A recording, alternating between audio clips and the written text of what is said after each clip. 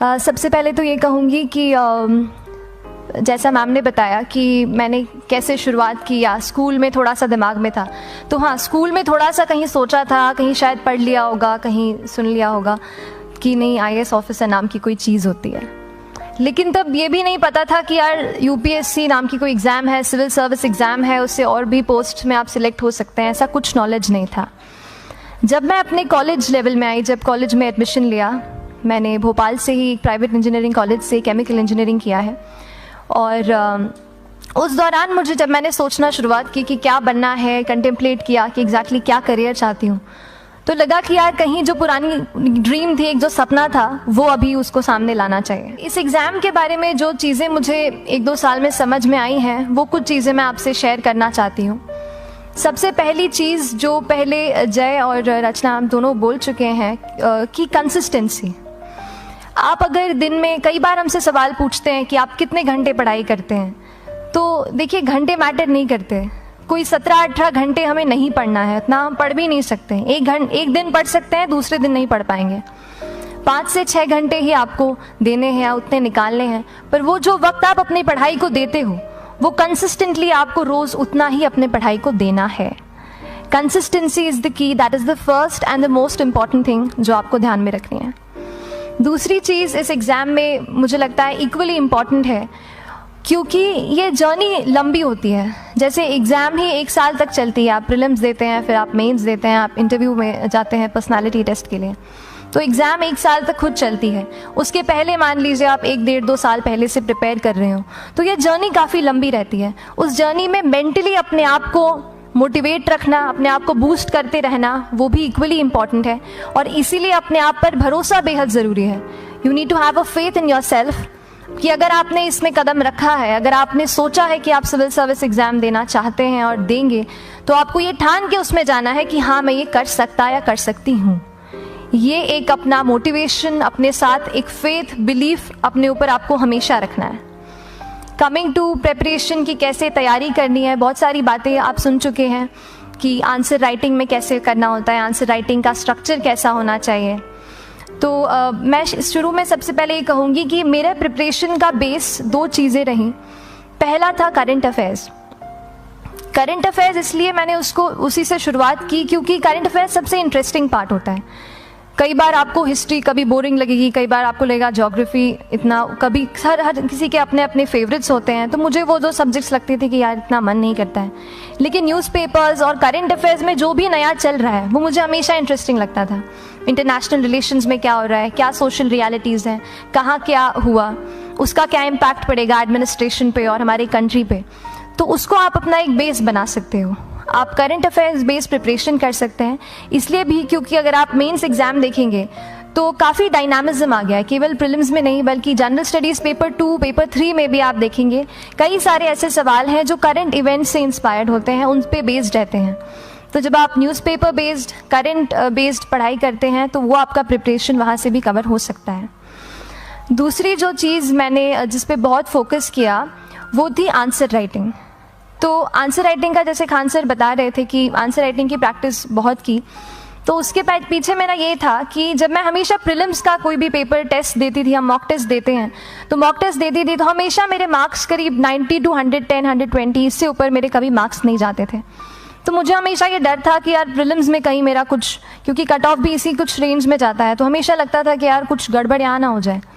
लेकिन जब मैंने आंसर राइटिंग की और मेंस एग्ज़ाम के बारे में जाना, तब मुझे लगा कि आंसर राइटिंग एक ऐसी चीज़ है, मेंस एक ऐसा फेज़ है सिविल सर्विस एग्ज़ाम का जहाँ पे आप अच्छे से तैयारी कर सकते हैं। And if you have written the answers, if you know कि you have covered the points well, if you have included उसमें कुछ आपने facts, international reports, government schemes, आपने कुछ ऐसे उसमें सॉल्व भी डाला है, तो जो रिजल्ट आएगा वो सेटिस्फैक्ट्री ही आएगा, अच्छा ही आएगा। तो मेंस एक ऐसा पार्ट है जिस पे आप काफ़ी बैंक ऑन कर सकते हो। मैं जब पर्सनालिटी टेस्ट भी मैंने दिया, तो इस बार भी आप नंबर्स देखेंगे तो आसपास की रैंक के हिसाब से मेरे नंबर्स उसमें कम हैं, लेकिन it is just the general studies and the answer writing part, जो मेंस के जो वो है मार्क्स हैं या मेंस का जो एक फैक्टर रहा, वो मेरे लिए सबसे ज़्यादा इंपॉर्टेंट डिसाइडिंग फैक्टर रहा है। तो अपना एक्सपीरियंस यही बताऊंगी कि आंसर राइटिंग पे आप विशेष फोकस कीजिए। जैसा स्ट्रक्चर आपको बता ही चुके हैं कि इंट्रोडक्शन में कैसे आपको शॉर्ट रखना है, बॉडी एंड देन कंक्लूजन। उसमें छोटी चीज़ जैसे मैं अभी मेंशन कर रही थी, आप एक इंश्योर कीजिए कि देखिए जो भी एग्जामिनर आपकी कॉपी चेक कर रहे हैं वो दिन में 10, 15, 20 कॉपीज चेक कर रहे हैं, तो उन सब से आपको अलग कैसे आप अपनी कॉपी दिखा सकते हो, ये चीज़ आपका प्रेजेंटेशन और आप जिस तरीके से आंसर लिखते हो कंटेंट को, वो मैटर करेगा। आप इंश्योर कर सकते हैं कि आपके आंसर में कुछ फैक्ट्स, गवर्नमेंट की स्कीम्स, कुछ कमिटीज़ बैठती हैं, जैसे एक प्रिवेसी पे justice BN Shri Krishna committee की रिपोर्ट आई है, तो आप मान लीजिए आपको कोई प्रिवेसी पे सवाल आ गया तो आपने उन कमेटी का नाम कोट कर दिया। ऐसे बहुत सारी कमिटीज़ होती हैं। कुछ इंटरनेशनल रिपोर्ट्स आते हैं, वो आप उनको इनके बारे में लिख सकते हैं। इंडिया का मैप आप बना सकते हैं। मैंने सीख लिया था कि 10-15 सेकेंड्स में कैसे जल्दी से मैप बनाना है और उस पर कैसे पॉइंट कुछ करना है, कुछ लोकेट करना है। तो ये कुछ ऐसी चीज़ें हैं जो आपके आंसर्स को एनरिच करेंगी और प्रेजेंटेबल बनाएंगी। तो इस तरीके से आंसर्स पे जैसे हम क्लास करते हैं, लेकिन उसके साथ साथ आपको ये कोशिश करनी है कि 1 से 2 आंसर पर डे आपको ज़रूर लिखने ही लिखने, apart from the test series that you are doing. Answer writing से 2-3 चीज़ें होती हैं, ना केवल हमारी एक लिखने का हमें समझ आता है हम क्या लिखते हैं कैसा है, पर हमारा कॉम्प्रिहेंशन भी इम्प्रूव होता है। हमें कितना समझ में आया वो भी हमें खुद समझ आता है जब हम आंसर्स लिखते हैं। और इसीलिए आंसर राइटिंग पे आप फोकस कीजिए, 1 से 2 आंसर ज़रूर लिखिए। और आंसर राइटिंग के बाद the third pillar of my preparation जो काफ़ी इंपॉर्टेंट जिसने रोल प्ले किया, that was tests and test series and mocks. देखिए हम पढ़ रहे हैं यहाँ पर, I will also come to the point कि हम कैसे दिल्ली, भोपाल और इंदौर में प्रिपेयर करके बिना दिल्ली जाए हम कैसे कर सकते हैं। I will come to that point, पर उसके पहले टेस्ट की थोड़ी बात कर लेती हूँ कि टेस्ट देना क्यों ज़रूरी है।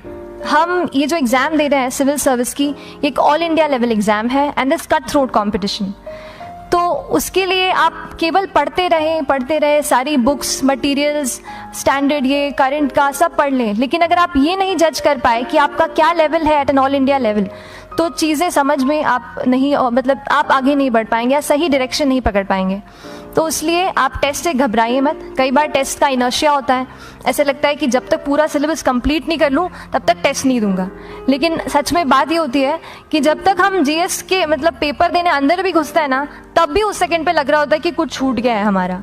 तो ये चीज़ होगी ही, इसीलिए ये मैं कभी मत सोचिए कि जब तक पूरा सिलेबस नहीं कर लूँ टेस्ट नहीं दूंगा। जैसे आपका एक थोड़ा बेस बन जाता है प्रिपरेशन का, आप टेस्ट दीजिए, चाहे वो प्रीलिम्स का MCQ का टेस्ट हो या मेंस का राइटिंग स्किल की प्रैक्टिस हो, टेस्ट पे आप फोकस कीजिए। उसके बाद टेस्ट केवल देने के लिए नहीं देना है, उसको एनालाइज भी अच्छे से करना है।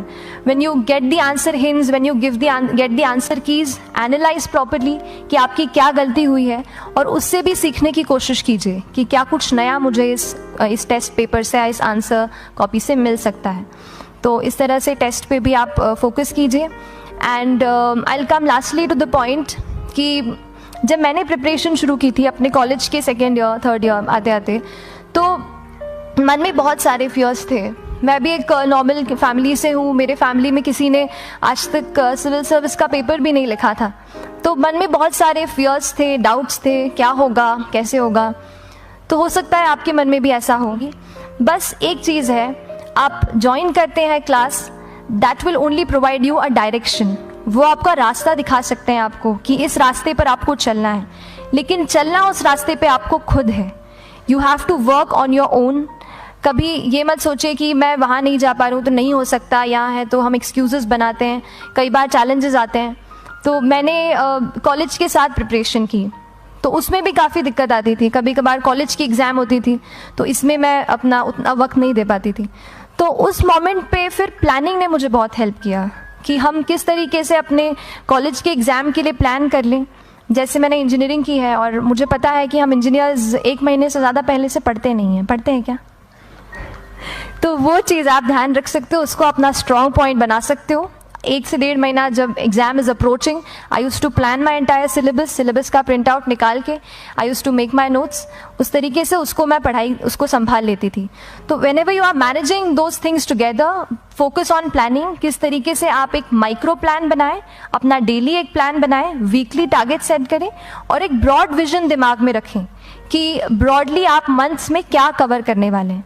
अगर आप प्लानिंग अच्छे से करते हैं तो ज़्यादातर पोर्शन आपका वहीं से कवर हो जाता है, और जब आप टारगेट्स बनाते हैं, उनको टिक करते हैं, तो एक सेंस ऑफ कंप्लीशन भी आपको मिलता है कि yes I am on the right path और मैं सही जा रहा हूँ या जा रही हूँ। तो इस तरीके से प्लानिंग पे भी इक्वली फोकस कीजिए।